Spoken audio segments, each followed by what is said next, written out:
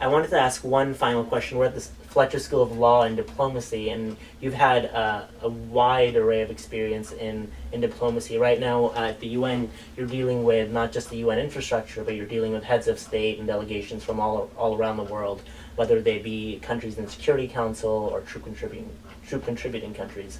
And I know that before you were engaged in this kind of multilateral diplomacy, you were more a traditionalist diplomat. You were an ambassador to the United States, amongst other countries. And I was wondering, which one is easier? Which one do you enjoy more? And what have been the kind of differences in challenges between being, managing a bilateral relationship versus what you're doing now in the UN? Well, certainly bilateral diplomacy, I would say, is less challenging than working for the UN. And after having served as the Guatemalan ambassador to Washington and the Guatemalan ambassador to the European Union, I always thought that one day I would be the permanent representative of Guatemala to the United Nations. But little did I know that I was going to go into the UN through the back door and not through the the main entrance. But I must say that I really enjoyed it very, very much, and I feel myself extremely privileged to work with so many colleagues from all over the world, and the commitment, the engagement. Starting with the Secretary General, Ban Ki-moon, and all the way down from so many people, so many colleagues, and in the field, and working in very harsh conditions, very difficult circumstances, in the middle of the jungle, in the DRC, or in the desert, in Darfur, in very, very difficult conditions. But you can see, the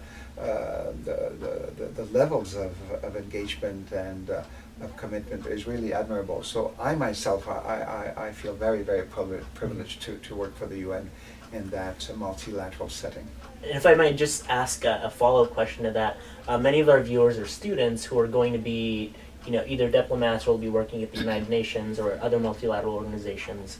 And I was wondering, given your experience and the amount of time you spent doing diplomacy of various kinds, what are some lessons that you've learned that you could share with our viewers about how to be successful in international affairs, and especially in dealing with the UN? What are some major kind of lessons or things to keep in mind about working with the UN, whether within it or as a UN member, as a UN staff member, or as someone who's a diplomat working with the UN? I think that if one could really program a career, it would be good, I think, to be as diversified as possible. You can go, to in national diplomacy, for example, and then switching to multilateral diplomacy.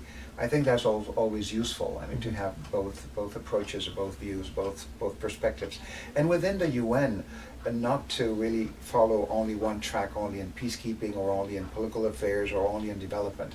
If one can jump from one to another after 3-4 years in doing peacekeeping and then doing it in political affairs or in development or humanitarian issues and human rights, etc. So that diversity, that richness, I think is very important, and this is certainly taken into account when appointments are made at the highest level possible, so that they're going to be looking for leaders who had that experience in many different ways of life, I think. And so try to diversify your career, even in management. It is important to have some kind of foot in management sometime in your life, in human resources, and, as I said, in many of the possibilities that the UN offers. And that will certainly provide a better ground in the ladder to the top.